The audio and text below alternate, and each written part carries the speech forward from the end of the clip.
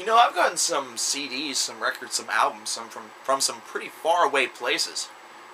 But well, there's only one that I've ever gotten from Greece. Yeah, I may have gotten CDs from warehouses that are on the West Coast. Maybe I've gotten some things that have been shipped to me from England that I'm still waiting for. Either that or from other places around Europe. But Greece was one place where I never expected to get a record. Mostly because I don't know how to read Greek. However, thanks to a friend of mine many, many years ago, by the name of Aphrodite, I got just one. Pain of Salvation's Remedy Lane. By the way, if you're watching this, thank you very much for sending me this album. It may be quite a number of years late for me to do this on video, but if you're watching this, you should just contact me. Because, well, I'm still awesome. Pain of Salvation's Remedy Lane kind of continues onward where their previous album, The Perfect Element, left off. I'm not saying that this is a direct sequel, because it's not. This is a completely different story. However, you can definitely see where the style is kind of similar. Daniel Gillendow is still a crazy son of a bitch whenever it comes to vocals. I mean, literally, he's spouting off at 20 words a second at one point, and then he's going into some dark and beautiful melody that is haunting and cerebral. Well, that's just his style, I guess. Well, let's get into the story of this particular record. She's 12, I'm only 10. Isn't that incest? Well, how about I just get into this like this? It's an interesting story. This is a story that tracks two lovers, which you can see accurately depicted on the album's front cover.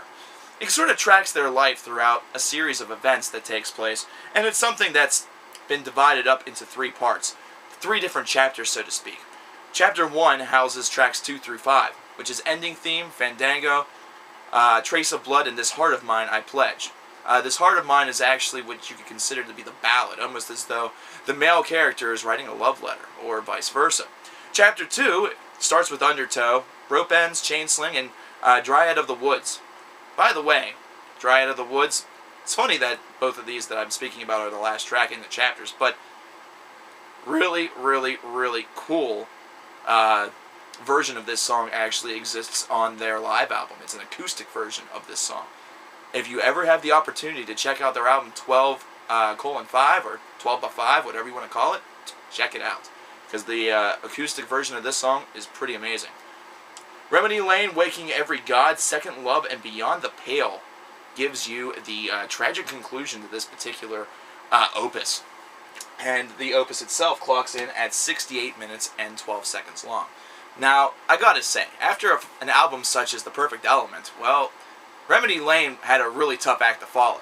So you can kind of be understanding if you can see any sort of skepticism occurring amongst fans into it being anywhere close to as magnificent as The Perfect Element was.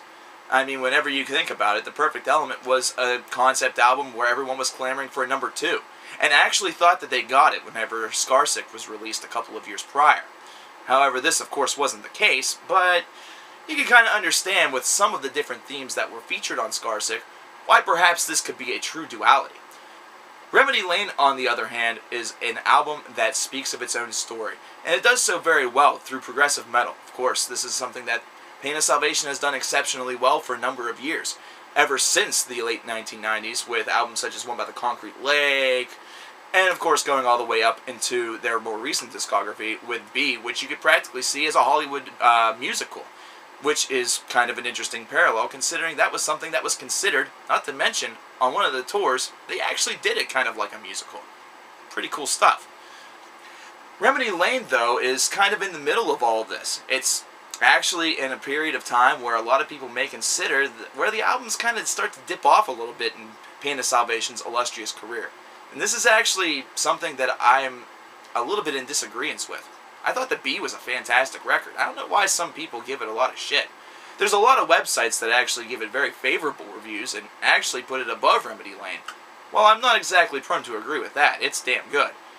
Now, Scarsick was kind of a radical departure, but I will say this. It stayed on my iPod and in my car for a long time, and, well, whenever I was in my car, I was listening to it. Maybe I was listening to the same songs over and over. Yeah, I'm guilty of that. It was an okay record. Okay, I can see their point with Scarsick. Remedy Lane, on the other hand, beautiful, seamless, progressive music, and this is something where you can definitely feel the mood on each and every track, and that's something that this band does exceptionally well. It's something that they've done exceptionally well since the very beginning, but they really hit their stride with albums such as The Perfect Element and with Remedy Lane, because this is something that they needed to do. Whenever you do a conceptual released album, it doesn't matter if it's very loosely conceptual or not, you definitely need to articulate the particular mood that is going to be sort of shown, sort of displayed, that a particular characters, group, whatever is feeling. And this is something that this piece is able to do very well. And you can tell just by the names of the songs of almost what you're going to get with some of it. This Heart of Mine, you can tell, is going to be a love song, and it was reflected as a love song, and the music reflects within. The very soft coursing of the guitars, the very romantic lyrics, the very romantic delivery of the lyrics by Daniel definitely represents this perfectly. Ending theme kind of gives you that whole idea of its ending. I know, it sounds really simple, but really, there's no other way to describe it. You can see the heartbreak, or hear it in this particular case. Not to mention, you can also see the surface of the insanity amongst the male character. And Daniel plays that to the T. He milks it. He eggs it on. This is something that he is exceptionally good at. I mean, let's see if we can even take a look here. I'm sure that we can. And this, I'm gonna make a note of this. This is all delivered in roughly the span of about, maybe a minute. To be honest, I don't know what I'm looking for. Who to be sitting here as once before, weeks ago, just waiting for a knock on that door. And I have left all I thought was me to find out, to make sure if it was you or me. That made me feel so free and real. And when we kiss, I don't know. I just don't know. Because it leaves a taste of emptiness. And I think, what if I'm simply depressed? Confusing zest with the joy of being blessed with the bliss of self-escape as we kiss. And mixing my being unstressed with your being undressed, and the taste of the taste of being true, with the fresh taste of me and you as we touch. I don't know. But I saw so much of me in you, the me I missed, the young and free in you. But still, that doesn't mean a thing. It may not mean anything about my needing you. But I guess we had to meet, to be near, to make sure. And still, my dear, beyond this bed and that door, and to be honest, I fear I just don't know. Now imagine me singing that! Dude's a fucking nut. Gotta really give Daniel a ton of props. On both this record and The Perfect Element, he's able to do this with exceptional zest. Not to mention with pizzazz. This is a man that has an exceptional amount of charisma, and whenever he delivers his vocals, he exudes each and every word that he states. And that's something that makes this album really great. So, hey, Aphrodite from Greece, thank you for a great album. Now my gift to the rest of the world is recommending that you listen to it. If you're into progressive metal, if you're into Opeth, if you're into Porcupine Tree, blah blah blah, if you haven't listened to Pain of Salvation yet, what are you waiting for? This is something that is almost an essential piece of listening for you.